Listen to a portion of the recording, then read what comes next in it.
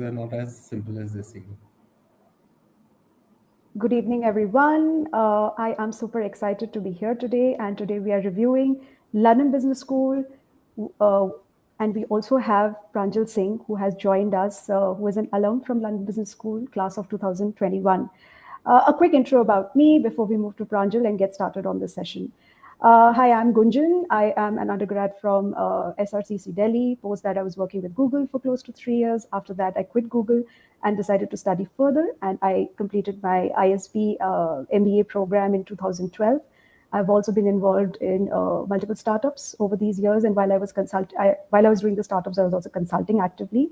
And in my higher education career, I've consulted more than 500 plus clients so far. And a lot of them have made it to the top programs, and some of them have also received general scholarship. So without much ado, Pranjal, thank you so much for joining us today. It would be a great idea if you could just introduce yourself to the audience.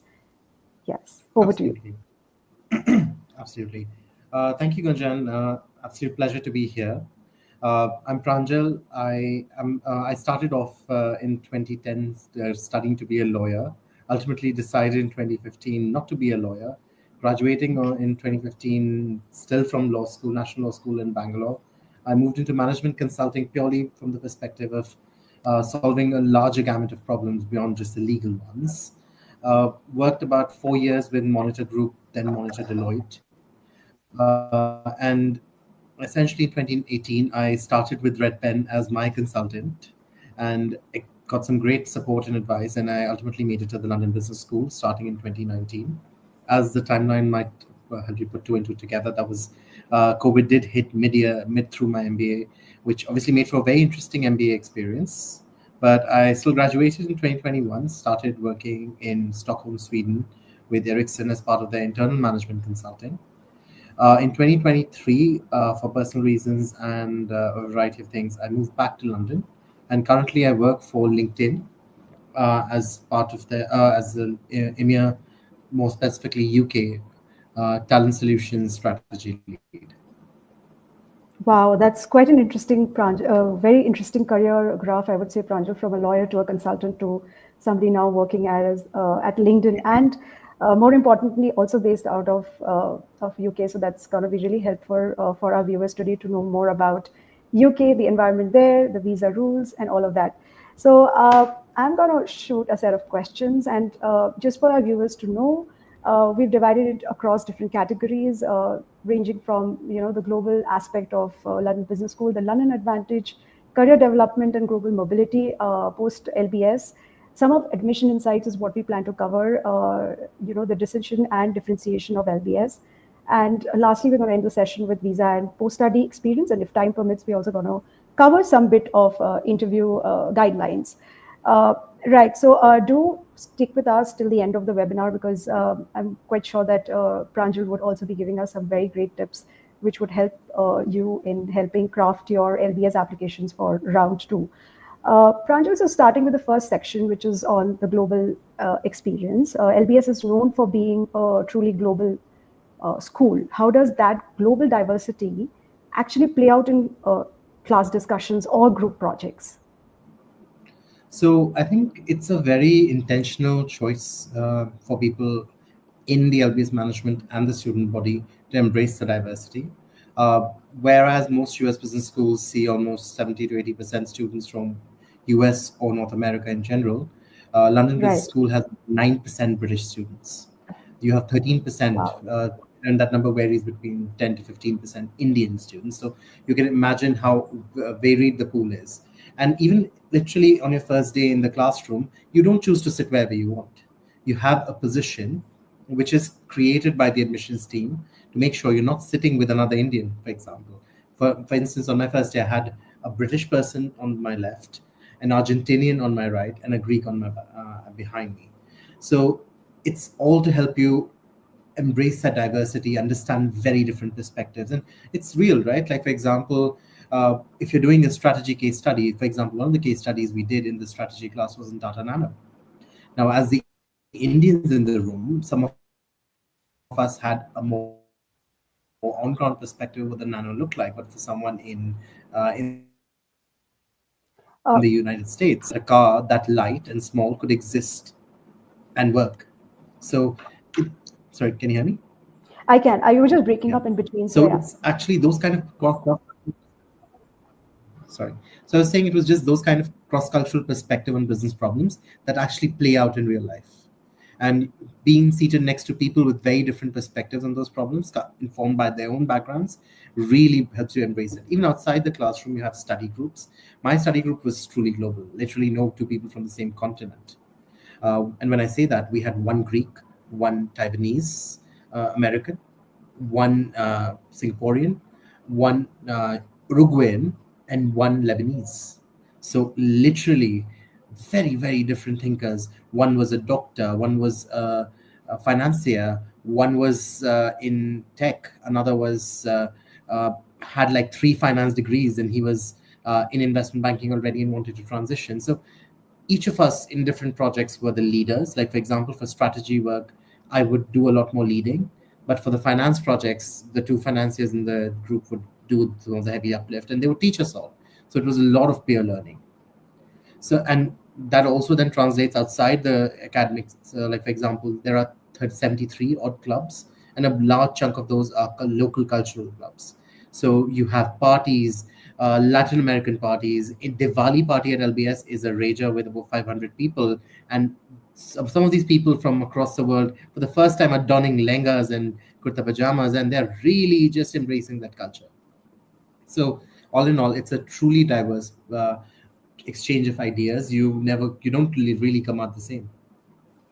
I'm sure this sounds like diversity in the true sense of the word, right? Because when you talk about just 9% British nationals and having a very diverse cohort, I think what it does over time is it helps you become a better problem solver because you look at people from different lenses, so you also overcome your own cultural biases. You become more culturally sensitive of how to operate in a work environment that's more global. So it prepares you at multiple levels, and creative problem solving is something which I'm sure really gets honed in such a diverse setup. So great to know that. Moving on, uh, so you did speak about the peer learning or collaboration, but if you could just elaborate a little more on how did you guys like so if you have such a diverse study group, right? I'm sure conflicts also come out because everybody is coming from a different culture, has Definitely. different priorities, and they don't really know how to truly integrate and understand the other person, especially if they've not been exposed to such a diverse global environment. So could you just talk a little bit more about your study group experience? Absolutely. And I think the study group is your initial group of classmates who you really get to connect with. And they end up being some of your best friends, at least some of them. So two of my study group mates are very good friends of mine. They flew down to India for my wedding. I flew down to Greece and US for their weddings. So you stay in touch and you help each other. We've referred each other to different places. We regularly meet up, and I think those relationships build up very quickly. Of course, conflict is a part of any cross-cultural relationship, and I Right. think what LBA being in close quarters and fighting for the same outcomes, like I want to get that grade or I want to come out of this Yes. on top, you learn. And there's some really strong alpha personalities in any group, right? Especially the kind that applies to MBA is a strong personality because you just have to survive the process.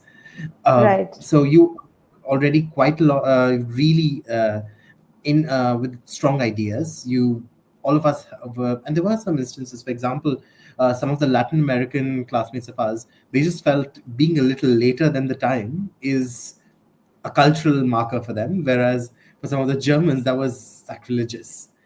And Right. I think that's just one small example of where conflict can arise. And you Right. ultimately have to like come to common terms that like part of it is okay, I will walk one step forward, you step walk one step backward. But part of it's also accepting people for who they are. And I think for me Yeah. that is what's most important, like accepting people for who they are. And that's what LBS taught me. You have to work with a bunch of people who you can't change, who you don't have the right to change. So Right. how do you get to respect them for who they are? Absolutely. And So yeah. Sorry, but I just wanted to tell our viewers that if you have any questions, please keep posting it in our comments section, and we will pick it up either during, during the Q&A or towards the end of the seminar webinar. So please keep posting your questions. We are actively looking at what you're posting, and I'll pick up those questions. Pranjal, we'll move on to the next section, which is on the London advantage. At TRP, uh, we've also interviewed some of the AdCom recruitment team members, and they've spoken extensively about the London advantage. So if you could just throw some light, LBS often says that London is our campus. How does that translate day to day in terms of networking, company access, or even guest lectures? Sorry, just recovering from Diwali pollution. But Oh, but I think overall, when I think about it, uh, London, LBS is located next to Regent's Park, which is central London. Most of your consulting recruiters have offices, open office days, coffee chats in office, uh, which is about 20, and all these offices are like 20 minutes away from campus. So on one hand, you have these structured opportunities, which where you can visit these offices, and be it your banks hold regular coffee chats, dinners, where you can go to the offices and talk about people. But then I think what's very important is also you have the opportunity to proactively seek out smaller startups or companies that aren't large recruiters. They don't typically come to campuses. For example, LinkedIn, we hire very opportunistically for open roles, one every 2 years or one every 6 months. We just don't have the scale to go to campus. So companies like us, if you instead can actually come to office for interviews or coffee chats, or if you can really reach out to us, that's better. And those kind of opportunities you wouldn't find in a school like say Yale or Dartmouth even, because going from New Haven to New York is 1 hours. Going from Regent's Park to Liverpool Street, where most of these banks are, is 15 minutes. And then I think the third bit about it is kind in-term opportunities. So while the first term can be quite grueling because you're settling in, there are a lot of courses. Second term onwards, you have a lot of opportunities to work and study at the same time, because the curriculum is extremely flexible, and it's deliberately so. So you can actually arrange your electives in such a way, because each elective happens across multiple iterations through the 2 years. So I can, for example, find 6 months in the middle or 3 months in the middle where I don't have any courses, and I can work mhm. with a startup city. Uh, Lots of startups have like co-working spaces very close to LBS campus. So a lot of people try and get those interim experiences on top of what you get through a summer experience. That's especially relevant for people's looking for smaller finance opportunities. Like PE is notorious for hiring after long internships. Startups like people to join for interim internships and then offer roles. Consulting, not so much. Consulting is more structured because it typically offers summer, but some of the more boutique firms also offer autumn or winter opportunities where you can actually work outside of the with them, and it's an internship outside the regular remit. And the visa allows you to work for 20 hours. So even during interim you can spend some time working. I spent 6 months working for a startup, a deep tech startup, and made some good money on the side as well. It's an expensive degree at the end of the day, so all cash is good too. But Yeah. ultimately I think all those opportunities are magnified by virtue of where LBS is, rather than just anywhere else. Absolutely. I think London does play a key, it's something which is really important. And that's the reason why, uh, you get the location advantage of being in London. As you mentioned, right? Companies might not all companies might be coming to campus for hiring. And then being in London gives you an advantage to even open yourself up to such companies and, just reach out to them. It's just a walk away, a drive away versus, a flight away. So, uh, thank you so much for that. Let's move on and talk about the career development and global mobility at LBS. So, how does the LBS Career Center tailor support for students from emerging markets like India? I wouldn't say they really tailor per se, but it's a very for emerging markets. But I think it's fairly flexible. per individual. So I think one big difference I found was having studied through my graduation schooling in India, these things in India, is it's a lot less top down. It's a lot more self driven. Okay. You have all those opportunities. So you have career coaches, you have sectoral experts who help you recruit for that particular sector. But it's up to you to ultimately go up to the career center and identify the experts who work well for you, identify the coaches that work for you, and find some time with them. There were quite a few of my batchmates who did not have that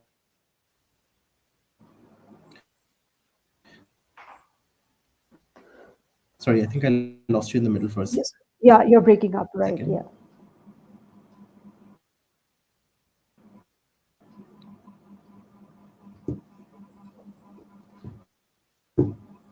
Sorry, am I audible, Gunjan? Yes, you are. Now you are. Yes. Oh, perfect. Sorry, there was a bit of a network blip. But sorry, where was I? Yeah, so the career center is actually it's a lot of resources. There's some really expert people. Like for example, you'll have a expert for tech sector. You'll have a couple of experts for consulting, a couple of sectors also for sector experts for banking, and so on and so forth. You would also have career coaches whose job would be more tailored around helping you prepare for interviews, helping you write the right cover letters. There are also structured sessions at the start of the course to create your resume. So those are workshops where you peer reviewed resumes, where Career Center reviews resumes, but you also have the opportunity to book appointments with these career coaches to tailor your resume, for example, for tech versus retail. But I think Hmm. it's up to you, for example, to build a cadence and build a sort of relationship with coaches that seem to work well for you. Ultimately, also to with sector experts and peer career coaches, because in the second year you have peer leaders who you can become a peer leader rather and support your classmates or first year students or junior students with recruiting in the career space you've recruited in. So I think all those opportunities really exist. There's a lot of resources to tailor your own experience from. But that said, I think what really stands out to me is how each of these experts have a great number of leads for you to follow. Career Center is super proactive in putting out those opportunities.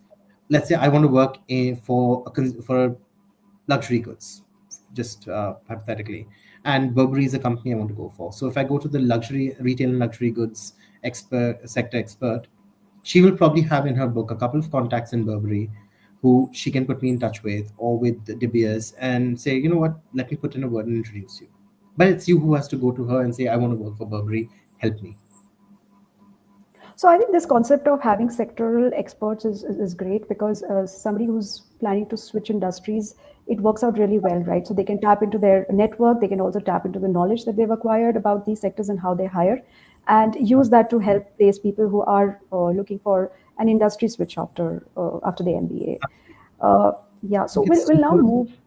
Yeah. Yeah, sorry, please go ahead. Yeah, that's super relevant because, well, especially when you're pivoting, you don't really have a network in the industry you're pivoting to. Correct. This is a great leg up. And I think that is when the diverse cohort that subsequently gets placed in different countries also make a huge difference because let's say I have a sectoral, I have an industry preference as well as a location preference. So that is when you can tap into the network, which is so global, right? And then make your choice accordingly. And I do remember, the admissions team mentioning that over these last 2 3 years, they have seen like a special interest in companies coming and hiring from for the Middle East market. So just wanted to know your opinion on that. If that's something which was there even while you were there, or is this something new which is coming up now, at LBS from a recruitment perspective? Absolutely. I think that's definitely something that's been there for a while. In Okay. the last 6 to 8 years, we've had a lot of students move to Middle East. Most of your consulting club members, consulting recruiters like BCG, Bain, McKinsey, and even Kearney, etc., they actually hire quite actively for both UK market as well as the Middle East market. One of the reasons for that is that these offices are primarily English speaking, whereas Mm-hmm. all non-UK European offices typically tend to have a language requirement. If you're working in Right. Germany, German fluency; Italy, Italian, Paris, they want French. But Middle Eastern offices are okay hiring a lot of high caliber talent with just English proficiency. So I think from that perspective, that's your second watershed funnel to put students into. So we have a lot of recruiters come and hire for both UK offices as well as Middle East. Although the locations have now diversified quite a bit. In our time, it was primarily Dubai with some limited locations. Otherwise, like Riyadh was a very outlying location. Same was for Qatar. But now, as we see, Dubai is kind of filling up a bit. So a lot of people are in Abu Dhabi. Riyadh's becoming like the next big growth space because even from Dubai, typically most of your clients are Saudi, so everyone's flying. So instead, now they're building it all in Riyadh. Same for Qatar, since the blockade is over, it's really booming. So I think you even within Middle East, you see a lot more diverse postings Diversity. versus Right. Okay. before. Very interesting. So we will now move to the section on admission insights. How should candidates think? So LBS have a couple of questions, right, which have changed over the last years.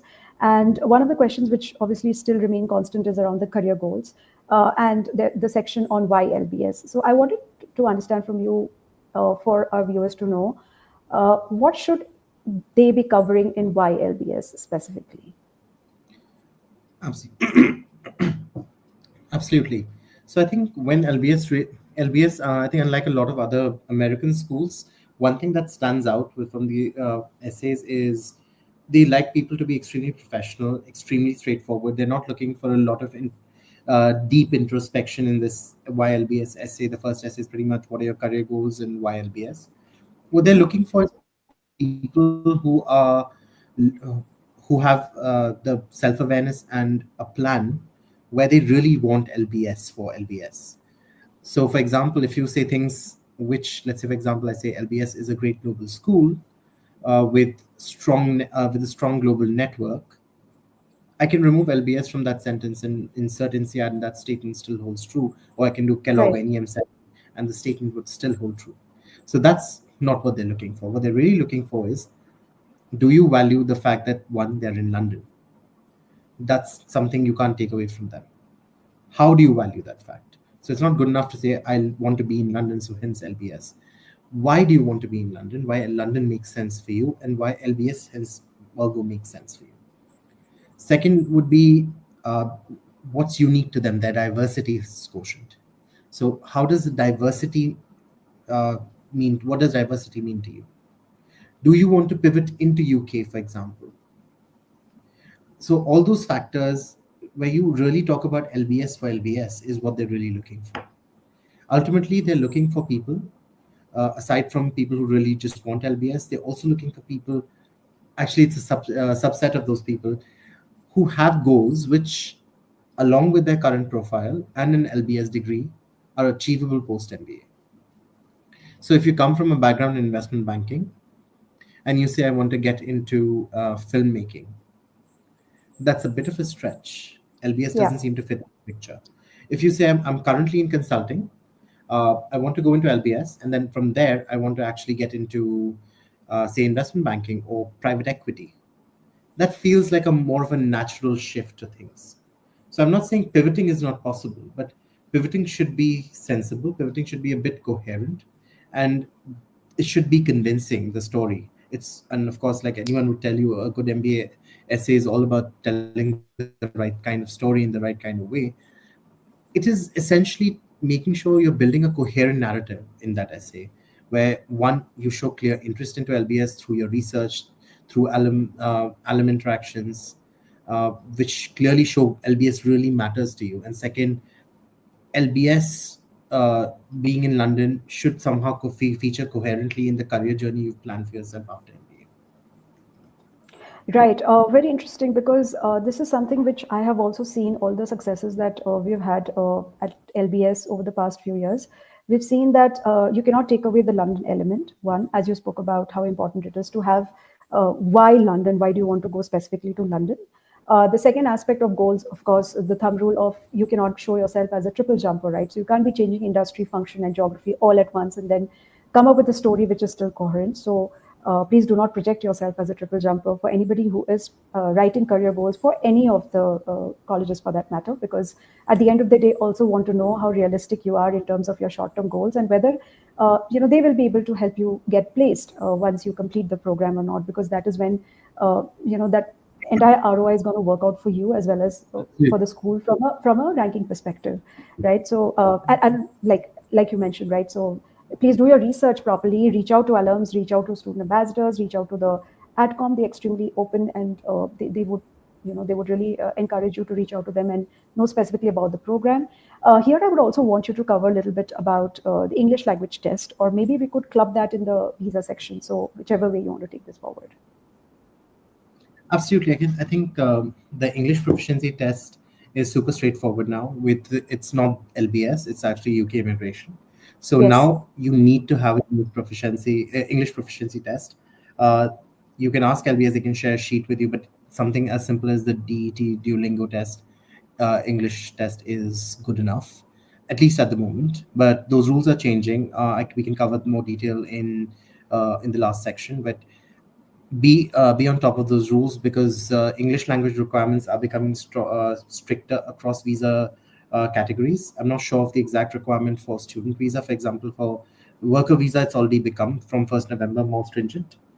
But I think it's something just to be aware of, because at least when I applied, it wasn't a mandatory rules. If you had graduated from uh, an English medium course, that was good enough. Now it's not. It's not LBS. It's the law. Yeah, so you need to take either the TOEFL or the Duolingo. So it's a good idea to actually reach out and There's seven yeah, tests. Yeah. yeah. So it's actually a good idea to reach out to the AdCom and get like first-hand information on which test would be suitable. Though TOEFL is something which is standard, but for some of the clients we've seen that they're okay just taking the Duolingo as well. So a good idea would be Absolutely. to reach out to these AdCom members. Moving back to the essays, do you have any specific suggestions on what should go in the optional essay? So, is there any other information you believe the AdCom committee should know about you and your application to London Business School? This is the question. Any tips, advice on this particular question? I think my first tip is, unless you have something to really write, it's better not to write it. Uh, don't The default assumption should not be that I have to write something here. The default assumption should be, do I have something to write here? I didn't. My optional was blank, because All right. a bad optional essay can hurt your chances more than boost your chances with a good one.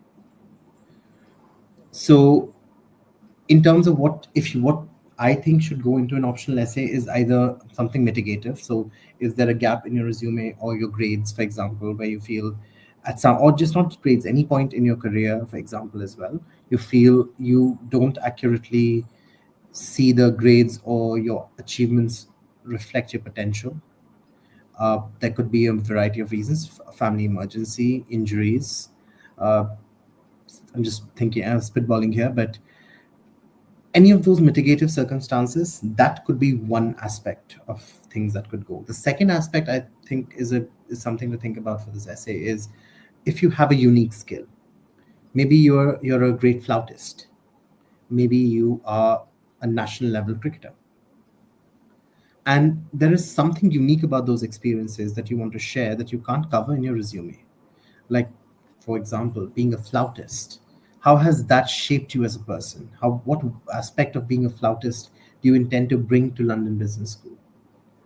For example, maybe you want to also pursue a certification from Trinity Guildhall in flute while doing your MBA, and you believe this really shapes who you are.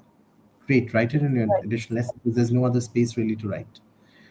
That said, a lot of these, be also careful that LBS has a lot of smaller essays where you can cover a lot of detail. For example, family essay, where you can cover your family Yeah. circumstances.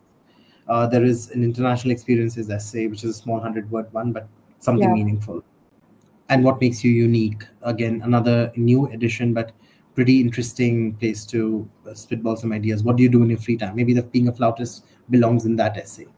So be Hmm. careful that you're not repeating something that's already provided space for in one of the other essays.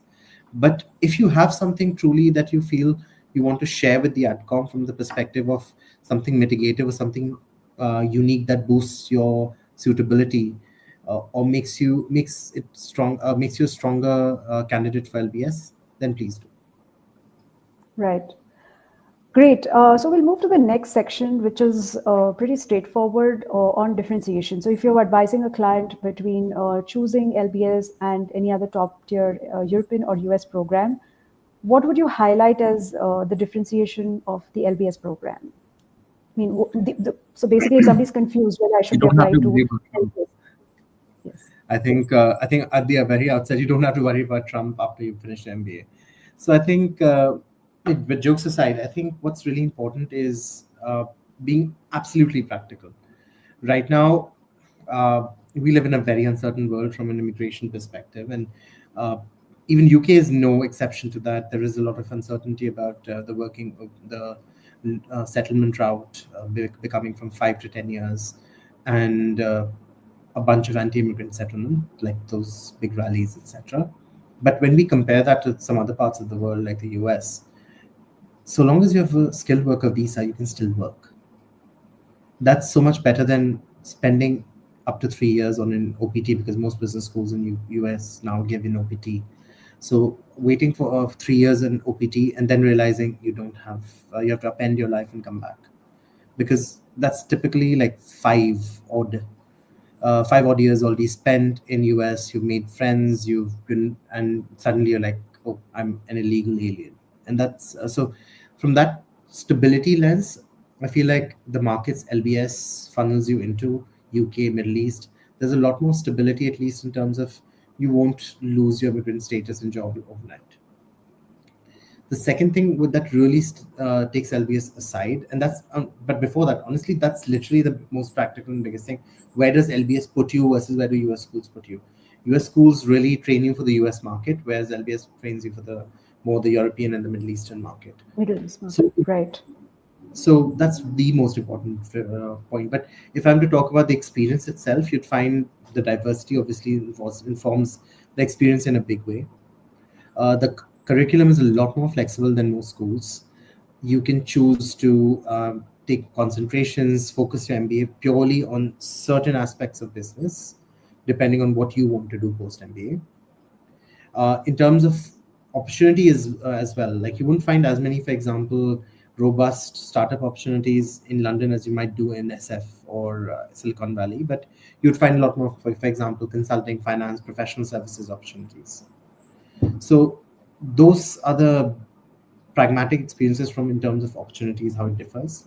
But campus experience as well, because LBS has a smaller campus than many schools. It's split across a couple of blocks within the Malibin area. That also means a lot of people end up staying very close, so it becomes one large London-based community. Mhm. The community in general is huge because you have so many different programs at the moment. So at any given point of time, you're looking at about 2,000 plus alums, 2,000 plus students in the community. So I think, and the diversity itself just makes it a very interesting place. Plus, London experience itself is very different from most cities. Having lived in Stockholm, having lived in London, having visited a variety of places, I just feel London provides you a sort of very open space in terms of accepting cultures, finding so many different things to do. It's always dynamic. I think the only other city that comes close is New York, but with New York, you have your other sets of challenges as well. So I think those are some big points I would highlight here. Yeah, and you spoke about the flexible curriculum, and I know that the program there is a lot of flexibility when it comes to the duration of the program, right? So could you just speak a little on that as well and let our viewers know? Absolutely. So I think in terms of flexible curriculum, you have three categories of courses. You have the core courses that everyone has to take at the start of the MBA. So you start in July, and by Jan, these courses are mostly over.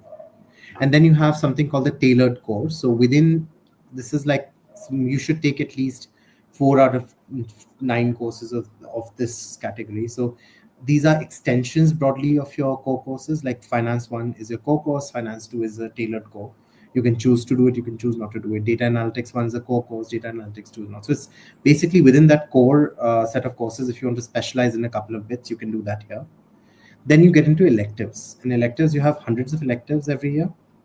So here you can choose based on credits. You have to bid for it using credits, and you have to be quite intentional in balancing. Like, for example, there's some courses like luxury strategy, negotiations and bargaining, which are super popular, and you might have to bid very high for them. Some courses like supply chain management, value chain management may not be as highly bid for, because they might have a lot more streams and a lot more iterations happening in your 2 years. So in that sense, you have to be quite intentional. One, in terms of what field do you want to specialize in. Do you want to, I think I saw one question in the chat on what about procurement, supply chain. There are full courses on supply chain and procurement. So if you want to go into that space, at least from a experience and learning perspective, you can start taking those courses. Versus someone who wants to go purely into private equity, there is literally a PEVC concentration, which is basically taking courses around private equity. Private equity is one course. Value investing is one course.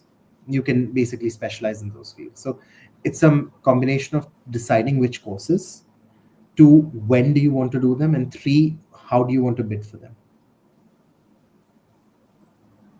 Right.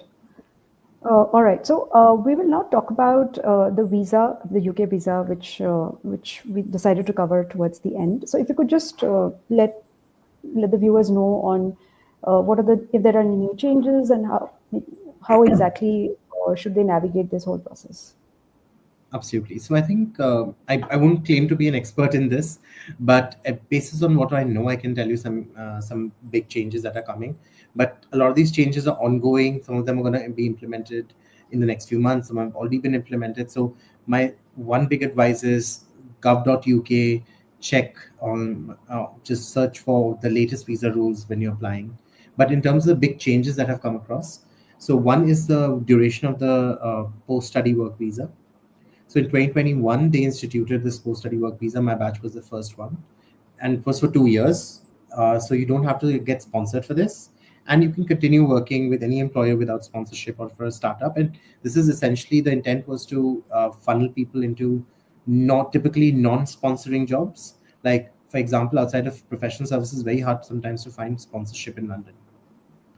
So, for example, if you want to get into Diageo, if you want to get into Unilever, typically they prefer non-sponsored candidates because, one, it's cheaper, two, it's more stable for them. So for someone who can work without a visa for 2 years and get that job at par, their chances of converting to a skilled worker visa, because they're now tried and tested members of the organization, exponentially goes up. So a lot of my classmates did that. They got a lot of roles which they wouldn't have been able to get without this visa. And within the 2-year period, they either moved to an employer who was willing to sponsor within that industry, or they got converted to a skilled worker visa. Now what's happened is they've reduced it to 18 months. The intent being they don't want overstayers. They want to give a smaller window to people to find jobs. But 18 months, in my opinion, is still fairly good. Companies adjust timelines to suit that. The only catch here is it doesn't count towards settlement.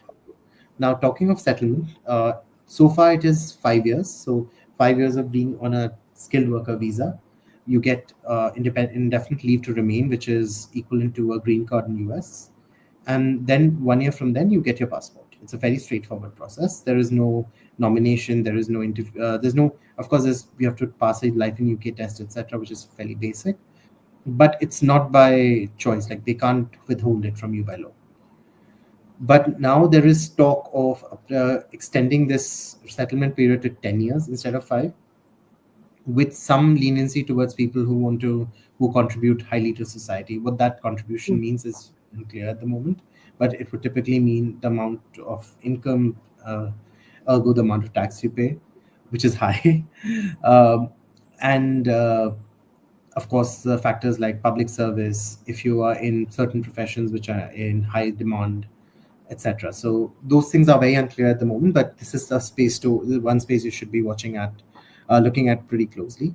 The another Third change is your spouse. I think there is no longer can work. So in my time, most of my classmates who came with their spouses worked as student visa dependents, and in a way that was good for them because they didn't have to take a career break. They also supported the studying spouse. But now, the rule, from what I believe, please do double check it. Don't quote me on it. Is that you can't work as a partner on a student visa. So that has definitely affected a lot of people's plans. Aside from that, I think sponsorship is always a little tricky because not everybody sponsors in UK, but then it's something you just have to push for a bit. It's not something that's impossible. I'm on a sponsored visa. Most of my friends who work in London are sponsored. So it does happen. You just have to push for it a bit. And some employers won't, some would. All right. So thank you so much, Pranjal. I think it's a good time to now pick up some of the questions in the comment box, and maybe I could just read out the questions, and if you feel that you could just help them out with those, that would be great. So the first question is from SP, curious about LBS's value for non-finance, for example, procurement, supply chain, and also for US job market. So any comments on that? So for non-finance, we have increasingly seen people go outside finance into tech, media. When I think of procurement, supply chain as functions, definitely Amazon's one company that hires strongly for it. They have pathways program for it. So there's Amazon has two campus placement programs, pathways and leadership launch. Pathways has a lot of these roles in it. So and they recruit in big numbers from LBS for this program as well. So that's one example. You have a lot of other companies as well. Of course, some limitation in terms of how many of them will sponsor because smaller companies find it hard to sponsor. But if you're on the post-study work visa, a lot of these opportunities do open up. Okay. The Right. US job market bit, sorry, I missed the US job market bit. Yeah. Short answer, very tough. US job market saturated with 100 business schools they have there. So unless you have a compelling narrative as to why you'd be better than those candidates, it's very tough for US companies to actually hire you into US. However, uh, you do have a lot of people go into Canadian offices or Mexico, but then that said, some of them already have Canadian PR or they are Hispanic Okay. Latam natives. And from Right. there, a lot of people make the jump into US offices. US. All right. Okay. How are the job aspects for Indians or internationals, and how is the LBS network in India? So if you could, I think we've spoken a lot about the job aspects. So if you could cover the latter part of the question, which is the LBS network in India. So honestly, I've not been in India since LBS, so I can't Okay. authoritatively comment on it. But it's really a huge network in India. They have a lot of these net catch-ups, get-togethers. The network itself is fairly almost nepotistic. They support each other a lot. So even in Hmm. Stockholm, had a pretty decent network of LBS students, uh, both Nordic and non-Nordic people, and you could see there is a huge sense of camaraderie there and lot of support. But definitely, you can attend one of the receptions they have like Hmm. for the ATCOM, and that's an opportunity to meet a lot of the India-based alums as well. Great. Another question from SP, who's asking how much benefit is there in taking courses on a topic you're already experienced in? Is that the best use of available courses at LBS, or are there topics that LBS does particularly good that LBS is particularly good at teaching? I think that's three questions in one. So Yeah. I'll probably try and answer each of those individually. Uh, in terms of on a topic you've already studied in, I don't think it's the best use of the available courses, honestly, Yeah. unless Right. you're really specializing. For example, I was in strategy consulting, so I knew what strategy is. So I wouldn't say I would want to do too many strategic courses. But for example, one of the courses, uh, I'm just trying to remember the name. So a very senior McKinsey partner, Jessica Spungen, teaches this course. It used to be called Strategy Labs, now it's called Strategic Innovation, where they Mm. in a very pointed way cover a lot about how you can how you should innovate or where should innovation be focused in a given business. Very interesting course on a very niche subtopic or sub area uh, of my experience. So I did take that course. So if it's something that's helping you specialize further over what you already know from your work experience, then yes. If it's just a reiteration and you want to feel good about yourself and you have the credits left, that's also fine. But otherwise, I wouldn't say that's the best use of it. But Right. don't get me wrong, it's great to feel good about yourself and have the answers in a course so you can sleep through it. But that's just my choice. But and I think the next part of the question is topics that LBS is particularly good at teaching, right? Yeah. So I wouldn't say there's any one particular which is really outstanding, but there are quite a few professors who are great. So, for example, luxury strategy, Stefano Tacconi, great course. They literally in 10 courses, they take everything you've learned across the value chain in your core courses. Each subject, for example, marketing literally is one class, and then they will translate it what that means for luxury as an industry. So for I thought that was a great course. Simona Yeah. Botti Management, again another great course I can remember. Finance and leverage buyouts, LBO modeling, another great course. I didn't take it, but people who were interested, they raved about it.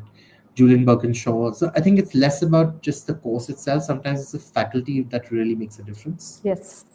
So I would say definitely try and do your research when you look at different faculty members in the area and department you're looking at. Right. Akshay has a question on would you advise anybody to study in the UK, MBA from LBS, and then come back to India as compared to choosing an Indian MBA school? I know Pranjal has already mentioned that he hasn't been in India for quite a while. So, but still, Pranjal, do you think that you would be in a position to answer this question or, yeah? I can take a go at it, but Akshay, again, being absolutely honest, don't quote me on it, but this is my perspective. Now, it, it's one of those questions where I would just take the most dreaded "it depends" answer, but Yeah. on what you're looking for. But definitely, it's a bit counterintuitive from a value proposition perspective and the ROI perspective because LBS is over £100,000 a year, whereas in IM Ahmedabad is 33 or 35 lakhs per year. So you're already looking at 3x the fees. And for me personally, that's a huge financial commitment. And if I have to come back in India, it's hard to kind of extract the value because I came from a middle class family, which meant I needed to take part of my parents were quite generous in funding part of my MBA fee, and part of it was funded through a loan. Now, if I have to pay that loan, a pound denominated loan, working in India makes it all the longer. So that is something from a financial and ROI perspective. From a learning perspective, yes, it is a very interesting pedagogy. You'd find the way classrooms are run, the way you have to own your own academic performance is very different. It's a lot less bookish, a lot more experiential. You have the global business experience where you go across to places you'd never go, like Nordics, Peru, Brazil, Johannesburg, a lot of places. So those experiences are definitely worth it over an Indian business school. But there's always a question of the ROI. Yeah. Right. I think London CAP is another project which the Absolutely. experiential learning program, right, which is very highly talked about and highly regarded. Moving You actually on, we have. just like consultants there. I did that program, but well, in All essence, right. you work like management consultants with local startups and smaller companies and solve for a specific business problem. So Okay. highly enriching, gives you a strong view of like how this particular industry works in this particular geography, which is London. Right. Tarun is asking, what are your takes on the candidates that have very long engineering experience of 12 years? If LBS do consider admits to such profiles who wish to switch industry as energy consultant. Definitely. I've had a couple of my colleagues who are as much as 15 years of experience. One of them was a baseball player with 15 years of experience. He retired, so he decided to do an MBA. I think, like we talked about in the start of the conversation, it is about the experience you bring plus an LBS education. Does it get you in? Does when they read the essay, does it really make sense that you'll make it as an Sense. energy Yeah. consultant? If you have, let's say, for example, experience of working in Royal Dutch Shell or BP, for example, or even Hindustan Petroleum for 12 years, so you know the ins and outs of this industry, you believe you want to switch from being in the technical side to a leadership role and ultimately become a leader in this space, business leader in this space. And the road to that goes through being a management consultant with energy specialization. That's a great story. I don't see why that's a problem. I've had one of my friends and classmates. He worked with BP for about 8 years. He was graduated from IIT Kanpur, I believe. Then he worked in BP for 8 years. Came to in US, then came to London. Did his MBA. Now he works for McKinsey as a manager. The only thing I would say be careful of is you have you're going to start from scratch in a new industry, so you have to be Yeah. prepared and to answer some questions as to whether you're ready to do that. Right. Thanks, Pranjal. We would be taking this. I don't see any more questions except one from Kunal. So, where do you rank other business schools like Side and Imperial in terms of how recruiters look at these schools vis-a-vis LPS? I might be biased, but LBS is undeniably uh, considered a top business school in UK, while Yes. Side, Oxford, Judge, Imperial are all great schools. You would find the recruiters obviously would first go to LBS. That said, these schools are also churning people out and who are getting great jobs. But if I was to talk about perception, LBS definitely has a stronger perception. Great, awesome. Thank you so much, Pranjal, for your time today. I hope viewers were able to, we have all the questions answered, so kudos to us on that. And I hope that our viewers have been able to derive some value out of this session. And if you are planning to apply, if any of you are planning to apply to round two, do reach out to us. You can book a profile evaluation with us by going to Highly, our website. Sorry. highly Yes. recommend. Thank you. So yeah, you can book a profile evaluation call with us at the redpen the redpen website, and yeah, please reach out to us if you are looking at round two for LBS. Thank you, everyone. Thank you. Bye bye. Bye. Thank you, Bye, everyone. Pranjali. Thanks, Gunjan. Bye bye.